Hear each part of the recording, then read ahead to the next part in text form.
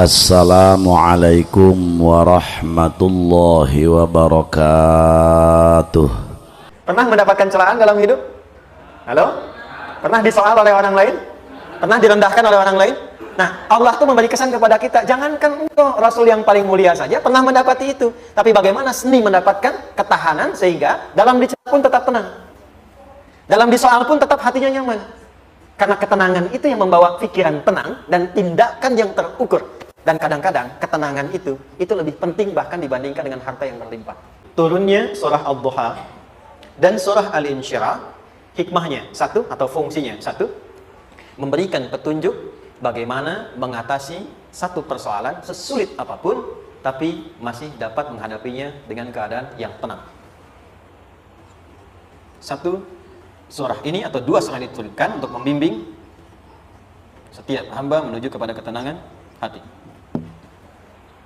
Dua, membangun kekuatan mental sehingga dalam situasi apapun dia tetap kuat mengatasi berbagai persoalan kehidupan. Tapi dua surah ini kalau kita bisa kuasai artinya dengan baik, pahami dengan benar, maka akan ada sesuatu yang beda yang terasa dalam jiwa kita dan kesiapan mengatasi setiap persoalan dalam kehidupan. Yuk kita baca dulu ya supaya dapat keberkahannya dari dua surah ini. Saya bacakan, Anda ikuti ya. A'udzu billahi minasy syaithanir rajim. Bismillahirrahmanirrahim. Wadduha wal-laili idza saja ma wadda'aka rabbuka wa ma qala ma wadda'aka rabbuka wa ma qala walal akhiratu khairul laka minal ula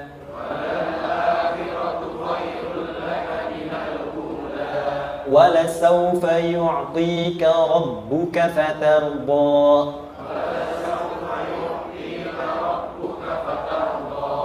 ألم يجدك يتيما فآوى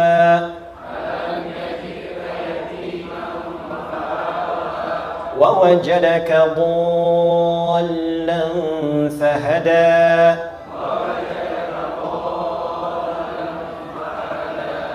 ووجدك عائلا فأغنى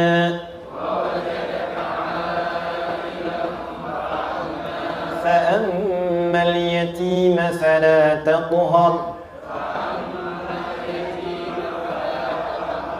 وأما السائل فلا تنهر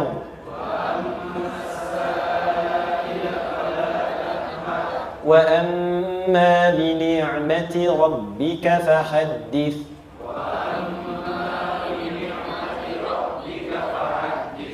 Satu surah dulu, alhamdulillah. Izin saya bacakan tadi untuk diikuti supaya setidaknya kalau kita pulang dan ditanya bagaimana hidupmu engkau jalani, seperti apa engkau berinteraksi dengan Quran yang telah aku turunkan, maka kita pernah menjawab, ya Allah kami pernah bacakan itu. Jangan pernah kita berkehidupan sampai wafat dan tidak pernah berinteraksi dengan Quran walaupun sekedar membaca. Wadduha, aku bersumpah, setiap huruf waw yang berada di awal kalimat di satu surah itu makna utamanya berarti sumpah. Ya, qasam, sumpah. Seringkali diartikan demi, ya. Wal asri, demi masa. Wal fajri, demi waktu fajar. Wal laili, demi malam. Intinya sumpah. Sebentar, pelan-pelan. Kalau Allah menyampaikan sesuatu kepada kita, yakin tidak? Saya ulang, yakin tidak? Serius? Hah? Kalau yakin, kenapa tidak dilakukan? Ya, itu pertanyaan besar ya. Baik. Kalau Allah menyampaikan, tidak bersumpah pun, harusnya kita yakin. Tapi kalau Allah bersumpah, dalam kaidah ilmu tafsir, berarti ada sesuatu yang sangat penting. Yang saking pentingnya akan sangat dibutuhkan oleh setiap hamba, sehingga diminta setiap hamba itu fokus menyimak apa yang mau disampaikan. Bahkan saking pentingnya menyimak itu, Allah bersumpah. Jelas? Kalau teman-teman menemukan di Quran ada ayat dibuka dengan sumpah, Berarti ada kasih Allah yang tinggi yang akan disampaikan di ayat itu sampai meminta kita fokus untuk menyimaknya. Ad-duha, untuk memudahkan maknanya, teman-teman, kalau waktu duha itu jam berapa ya? Oke, sebetulnya dimulai sejak matahari itu mulai naik, yang memantulkan ya atau menyinari cahayanya itu mulai terasa lembut. Ya, kalau misalnya kita ambil 1,5 jam setelah subuh. Sekarang subuh 4:30 lah, taruhlah 4:30 ya. 1,5 jam itu jam 6 kan? Nah, itu awal duha tuh. Awal duha. Sampai ke pertengahan kurang lebih 9:30, jam 10. Akhir duha jam 11 sampai menjelang ke zuhur. Awal duhanya disebut dengan syuruk namanya. Syuruk. Jadi syuruk itu awal duha. Kalau sudah jam 6 ada cahaya matahari ya. Enak nggak ke tubuh kita itu? Nyaman nggak? Jam 8 enak nggak kalau berjemur ya? Jam 9 enak ya? Nah, ini kata kiasan dalam bahasa Arab. Kalau kita merasakan sesuatu yang enak, nyaman, memberikan manfaat yang banyak, itu orang Arab sering memberikan kiasan dengan waktu-waktu tertentu. Di antaranya duha. Jadi kalau kita menemukan kalimat duha, jangan langsung diartikan ke waktu duhanya. Boleh jadi yang diinginkan adalah makna di balik itu, yaitu semua kenikmatan dan kenyamanan yang didapatkan. Cara mengartikan ini, wadduha, aku bersumpah, kata Allah, ya Muhammad, demi semua kenikmatan yang kau rasakan dalam hidup, seperti engkau merasakan kenikmatan cahaya duha itu. Jelas? Wal laili idza saja, dan aku bersumpah, al-lail, lail itu apa? Malam. Baik, lail turunannya, layali jamaknya, lela, lili, lala, itu malam.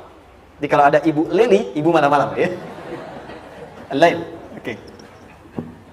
Lail itu malam. Malam gelap nggak? Gelap. Tapi kalau gelapnya gulita, tidak ada cahayanya, gelap betul gitu, gelap ya. Misalnya sedang kita dapati misalnya satu momentum padam lampu, padam semua, dan pas gerhana misalnya, gelap sekali. Nah, itu bahasa Arabnya disebut dengan saja namanya. Ya, saja. Wal laili idza saja. Dan malam apabila telah gulita, zaman Nabi kan nggak ada lampu, ya, belum ada PLN, ya, dan seterusnya. Jadi gelapnya betul-betul gelap. Saya mau tanya sebentar. Biasanya kalau situasi gelap itu mudah nggak menemukan benda tertentu? Melangkah mudah atau sulit? Tidak mudah untuk dilakukan kan? Dalam bahasa Arab, kalau kita ingin mengungkapkan satu kegamangan yang luar biasa, sampai kita merasakan gelap dan sulit melangkah. Bukan hanya karena nggak ada cahaya, mungkin karena ada pekerjaan tertentu yang menyulitkan, masalah tertentu yang menyulitkan, sehingga merasa seakan-akan kita tuh gelap. Makan nggak enak, melangkah susah. Pernah nggak merasakan situasi yang saking beratnya satu beban itu seakan-akan makan nggak mau, melangkahnya berat, ada vertigo, kadang-kadang pusing. Pernah merasakan itu? Itu bahasa Arabnya, wal-laili idza saja. Perhatikan kalimatnya, ya Muhammad sallallahu alaihi wasallam, aku bersumpah demi semua kebahagiaan dan kenikmatan yang engkau pernah raih seperti merasakan kenikmatan cahaya Tuhan. Dan mungkin persoalan hidup yang pelik yang membuat engkau merasakan kesulitan seakan-akan merasa di suasana gelap yang gulita. Ma wadda'aka rabbuka wa ma qala. Tanamkan dalam jiwamu yang paling dalam, aku tidak akan pernah meninggalkanmu. Ada suami pulang dari pekerjaan, mendapati istri sedang termenung dan mengalir air matanya. Tiba-tiba suaminya datang mengatakan, hangat sekali pada istrinya, di sampingnya membelainya dan mengatakan, "Ma, demi semua suka yang pernah kita lalui bersama, dan demi duka yang mengalirkan air matamu saat ini pun, tanamkan dalam hatimu yang paling dalam, Papa akan selalu bersama Mama dalam setiap situasi itu." Kira-kira para ibu merasakan itu bagaimana perasaannya? Masa sih? Tapi itu menarik loh. Menarik ya. Jadi kalau teman-teman ngaji surat Yusuf, di surat Yusuf itu laki-laki diilustrasikan dengan matahari. Perempuan diilustrasikan dengan rembulan. Ya. Inni ra'aitu ahada asyara kaukaba wasyamsa wal qamara ra'aituhum li sajidin.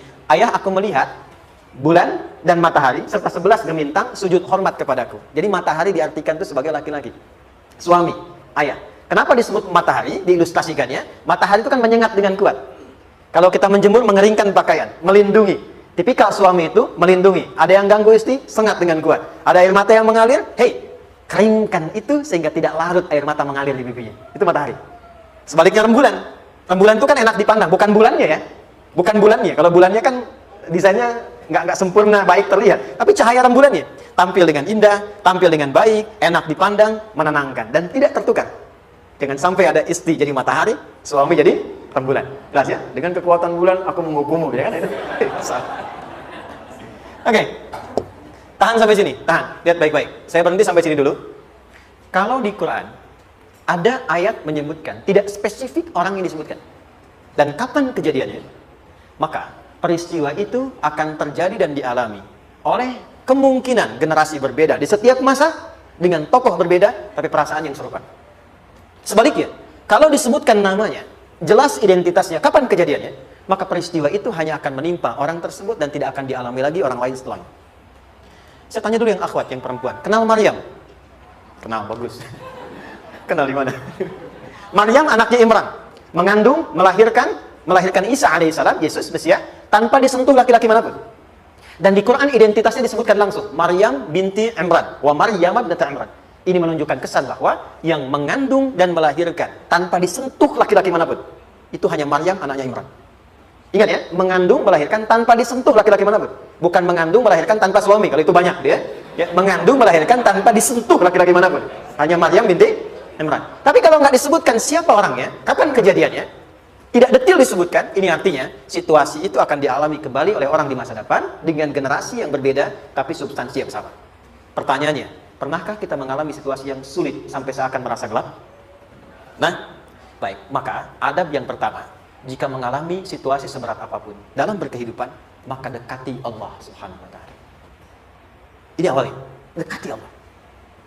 Apalagi kalau ada yang mengatakan ini nggak mungkin, ini nggak akan terjadi, ini nggak bisa. Kalau sudah ada tanda seperti itu tanda langsung dari Allah supaya Anda diminta langsung mendekat kepada Allah dan tinggalkan semua makhluk. Karena Allah hanya akan mengabulkan langsung kepada Anda tanpa perantara siapapun. Itu yang terjadi pada Nabi Zakaria. Ini nggak mungkin, ini mustahil. Maka beliau langsung memohon kepada Allah dan langsung menyebutkan, ya Allah, saya minta darimu saja, tidak dari yang lain. Maka dikabulkan seketika. Jadi yang pertama, jika punya kesulitan sebesar apapun, seberat apapun, cepat dekati Allah. Maka di situ akan dijawab langsung oleh Allah, ma wadda'aka rabbuka wa ma qala. Hambaku, sepanjang engkau mendekat kepadaku, maka yakinkan dalam dirimu, situasi apapun yang kau rasakan, aku tidak akan pernah meninggalkanmu. Sudah? Satu? Paham sampai sini? Oke. Pelan-pelan ya. Saya belum bicara caranya.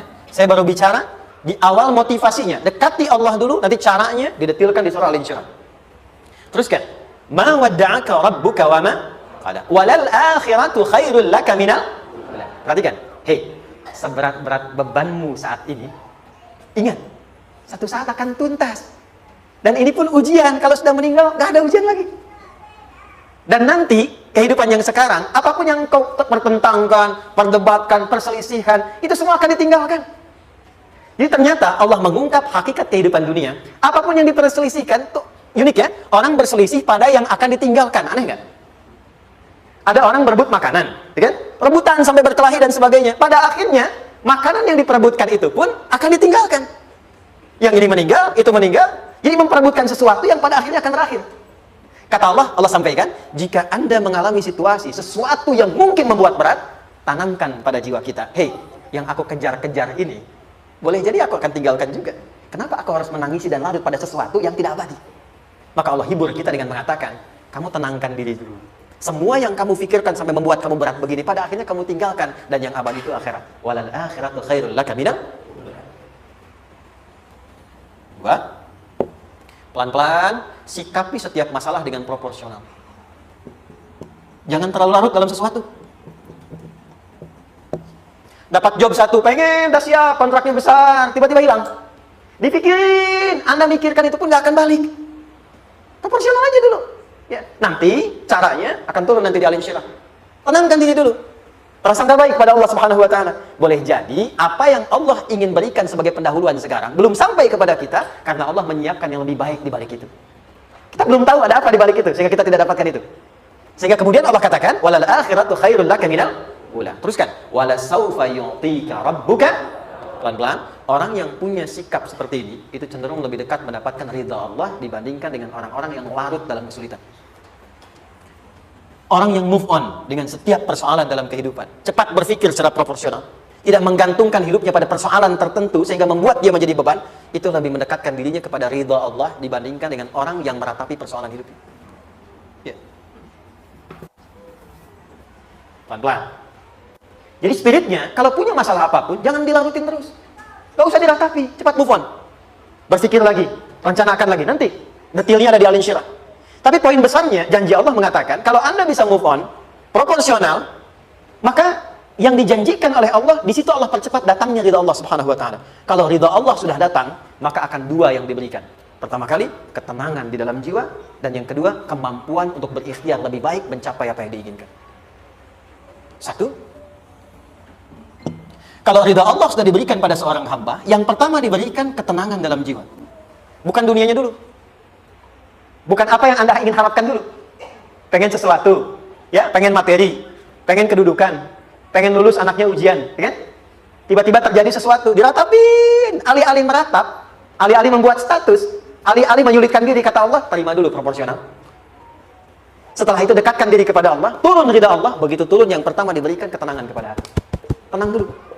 Kalau sudah tenang, nanti dibimbing menyelesaikan apa yang sedang dihadapi itu. Itu poin yang ketiga. Pelan-pelan. 4. Kita masuk ke detail sekarang. Perhatikan baik-baik, ini yang paling menarik. Alam yajidka yatiman fa'awa. Muhammad SAW, bukankah dulu engkau yatim? Punya banyak masalah? Aku selesaikan juga. Ayahmu meninggal sebelum lahir, ada ibu. Ibu meninggal, ada kakek. Kakek meninggal, ada paman. Ya kan? Ada teman yang menemani Sayyidah Khadijah. Teman yang setia, semua kebutuhan tersedia. Artinya apa? Perhatikan baik-baik. Kalau Anda punya masalah sekarang, jangan sampai melupakan yang dulu-dulu pun pernah tuntas Allah selesaikan. Jadi kalau sekarang sedang punya persoalan, jangan sampai satu masalah ini membuat Anda kehilangan harapan dan kehidupan. Sementara Anda sadar, dulu pun banyak masalah kok selesai juga. Kenapa dengan yang satu ini kita harus jatuh? Sekarang usia berapa? 20, 30, 40, 50. Sekarang usia 50 tahun, ada masalah, baru 5 menit datang, sudah merasa jatuh. Yang 50 tahun ke belakang yang banyak selesai itu kita nilai atau tidak? Maka kata Allah, seperti yang dulu pernah aku selesaikan ribuan masalah itu, yang sekarang pun mudah aku tuntaskan. Jelas? Nah, secara psikologi, orang-orang yang selalu bertindak seperti itu akan selalu punya harapan lebih tinggi untuk menyelesaikan persoalannya. Jadi kalau sedang punya masalah, pikirkan yang dulu juga selesai, masa yang sekarang nggak selesai. Itu prinsipnya. Secara psikologis demikian. Jelas ya? Oke. Wa wajadaka dhallan fahada. Muhammad, dulu engkau pernah mengalami melihat masyarakat banyak berbuat yang tidak baik, aku berikan petunjuk. Kuncinya fahada di situ. Orang yang punya motivasi kuat dan keyakinan untuk bisa menyelesaikan persoalannya, maka dia akan lebih cepat mendapatkan petunjuk Allah untuk mendapatkan solusi terbaik. Ada, sini. Saya agak cepat ya, mohon izin. Wa wajadaka 'ailan fa'aghna. Bahkan, maaf, bukan sekedar selesai. Kalau perlu saya bikin kaya, kata Allah. Aghna itu kalau ilmunya luas. Kalau harta, hartanya banyak. Kalau kedudukan, kedudukannya tinggi. Hei, engkau yang sedang mengejar kedudukan, aku tahan sebentar karena ada yang nggak bagus untukmu di sini. Tapi kalau kamu terima, aku angkat itu lebih daripada apa yang kamu harapkan. Kamu pengennya bintang 2, aku naikkan sampai bintang 4. Kalau perlu 5 sekalian. Hei, kamu yang ingin kampus di sini, aku tahan. Bahasa kamu nggak lulus, kamu nangis, kamu mengadu, kamu datang pada orang tuamu. Orang tua mulai protes, mulai curhat macam-macam. Terima dulu. Mungkin di sini ada yang tidak baik seperti doa ibumu yang sering memohon, ya Allah.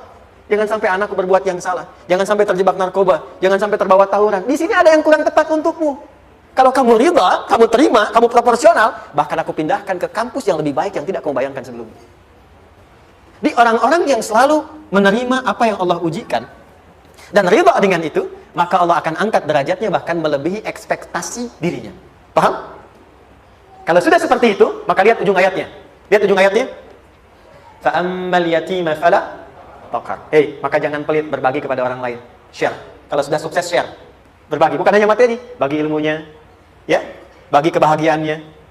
Wa ammas sa'ila fala tanhar. Jangan sampai nunggu orang minta. Kalau lihat ada kawan yang butuh, sekarang Anda sukses.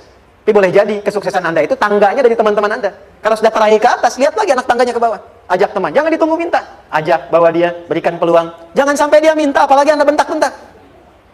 Aku kan yang dulu bantu kamu, jangan sampai keluar kata-kata itu. Kamu bisa naik di atas karena aku kan yang dulu bantu kamu. Kamu bisa jadi pemeran utama karena aku yang rekomendasikan. Karena aku yang dorong kamu. Misal, jangan sampai keluar kata-kata itu. Apalagi langsung keluar tidak. Ini karena ilmuku saja misalnya. Kalau itu bisa dilakukan dengan baik. Lihat ujungnya. Wa amma bi ni'mati rabbika fahaddits. Maka semua nikmat yang dirasakan akan mudah untuk diimplementasikan dan disyukuri. Jadi semua nikmat itu bukan cuma dirasakan. Jadi membagi semua nikmat itu adalah rasa terbaik untuk menikmatinya. Maaf ya, Anda kalau punya makanan, dimakan sendiri. Dengan dibagi sama-sama, kira-kira rasa nyamannya yang pertama atau yang kedua? Kedua. Makan sendiri, enaknya sendiri kan? Tapi ketika ada teman berbagi dan tahu, oh enak ya, nyaman ya, ada kebahagiaan, ada ngobrol, ada tertawa, ada kebersamaan, itulah inti nikmat yang sesungguhnya. Wa amma bi ni'mati rabbika. Ternyata masalah yang diberikan bukan ingin memberikan beban, tapi ujungnya, endingnya supaya Anda bisa mendapatkan nikmat berkualitas yang bisa dibagi. Lihat surat Ad-Duha itu jangan cuma lihat awalnya, lihat ujungnya.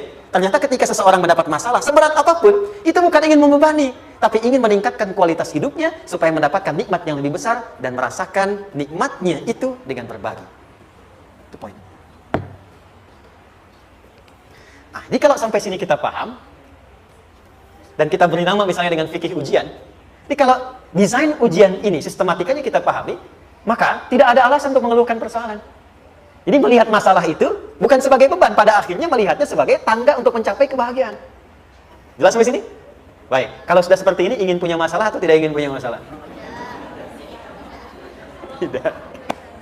Ingat ya, jadi kalau anak pulang bawa masalah, dilihatnya jangan beban. Oh, Allah ingin menaikkan kualitas pada anak saya, yang dengan itu menjadikannya mendapatkan nikmat yang belum pernah didapati. Kalau rumah tangga sedang ada masalah, jangan banyak diperseterukan, tapi direnungkan sejenak. Oh, Allah ingin meningkatkan kualitas rumah tangga ini sehingga kita bisa mendapatkan nikmat yang tidak pernah didapati sebelumnya. Makanya nikmat berumah tangga itu yang terbesar selalu bertambah ketika menyelesaikan masalah. Silakan cek. Kalau sedang ada masalah berseteru kan? Tapi setelah selesai kan jadi lebih nikmat ya? Ya? Lebih senang lagi, lebih cair lagi, lebih bahagia lagi, lebih mendukung lagi. Ternyata ada nilai-nilai kebaikan yang tersimpan yang belum disadari sepenuhnya. Pertanyaannya, kadang-kadang mudah diucapkan tapi tidak mudah mempraktekkan.